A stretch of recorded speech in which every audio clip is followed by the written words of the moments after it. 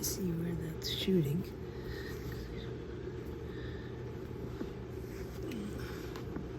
Ooh, my knee just cracked. Alright, hi guys. I just finished my Epsom salt bath. Thought I'd hop on and talk to the people while I do mobility. It's kind of been something I've been working on probably for the better part of a month now. Just doing a little bit of mobility before bed. My joke with Chloe is I watched this video where David Goggins said he does 2 hours of mobility every night. So every night I tell her, I'm gonna do mobility now. And she's like, why? And I'm like, because David Goggins does 2 hours every night. Meanwhile, I'm doing like 20. But hey, inspiration is inspiration, right? So I wanted to hop on and talk a little bit about some things I've been thinking about. First and foremost, I wanted to talk about fate. That's like a really dramatic start to this conversation because it's really just about a run I went on today. But today, I had a very short window to come home, let my dog out, eat lunch, take a nap, work out, and get back to work. Had some sessions, some personal training clients, some fundamental sessions, some classes. So I was on a tight window, and so I get to the gym at like 2:10, talking to one of my friends. Shout out to Matt Dozier. He'll never see this because he's not on socials, but I'm talking to him, and I'm like, yeah, like I was supposed to run 5 today, but I don't have the time, so I'm just gonna go out there, get like 40-45 minutes of running in, call it a day. Not even like 30. And then I go to the bathroom, and as I'm in the bathroom, I get a text from the fundamentals I was supposed to have at 3:30 saying, hey, we're not gonna make it in. It's a couple. And normally that kind of thing would definitely annoy me. Getting canceled on like an hour before is kind of brutal. But I was like, dang, I guess I have no excuse now. I just gotta run. So I ended up running like almost 7 miles, which was more than even allotted, but it was just going well. I did some walk running. I did some miles full through. I did some walk running, just kind of training for a big ultra I have planned.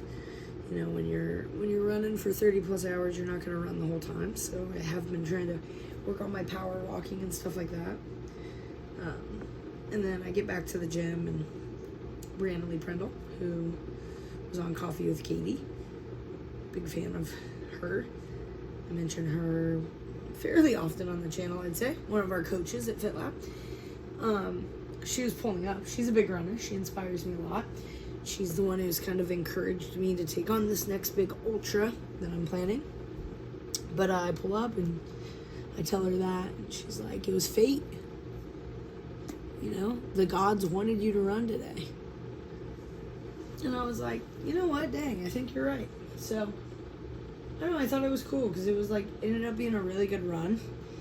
Even though, the free feet. Even though this morning I was like, I don't know how I could run 2 miles, let alone 5. I was feeling banged up. Chloe and I did like a nice little EMOM that was like partnered. So partner 1 sleds. We did like pull, drag, push. Partner 2 does AMAT sit-ups for a minute. Then you switch until you reach 200 sit-ups. And then we did ski and box step-ups until you reach 200 box step-ups. And then we did the same thing, a 2-minute rest and then 100 and 100. So we both were feeling kind of banged up. We just wanted to move. So we did. And it was a nice little workout. I think it flushed things out. I got a little 20-minute nap in this afternoon after a bunch of clients. I had a bagel and I was ready to rumble. So it was interesting. I definitely started to fall apart a little bit on the last 2 miles, but I definitely didn't hydrate and carb up for a 7-mile run. I definitely did that for a 1-mile run too, which is to say not at all.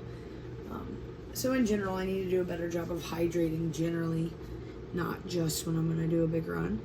But no, it was kind of cool, and I talk about this often, but I think back to when I was heavier, and like the thought that like on a day I'm banged up, I just like decide to run 7 miles was pretty cool.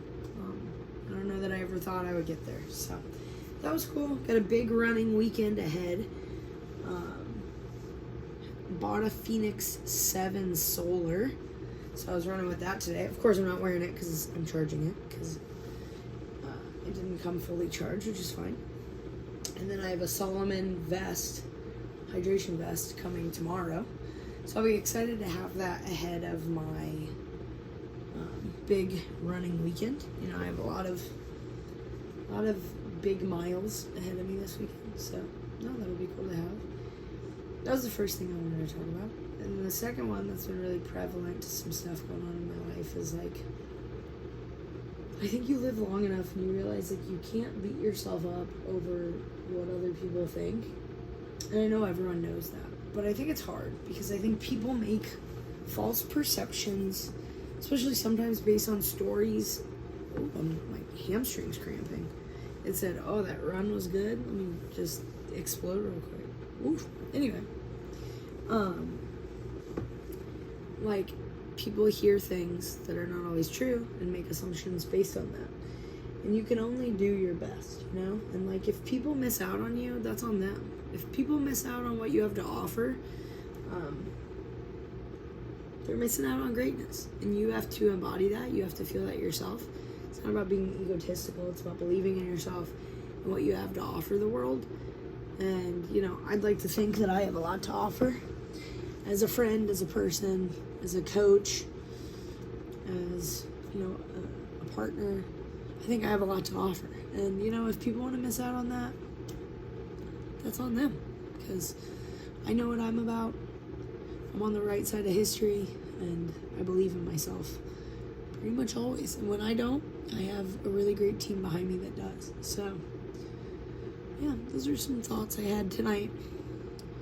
I'm gonna do all this stuff on my back now where I roll around like a beach whale. Didn't want to so much do that on camera, but if you've stayed this long, like the video, comment, make sure you subscribe. The path to 100, we're almost there, which is cool. Started YouTube just as like a little hobby. I like editing videos, so it's neat to see.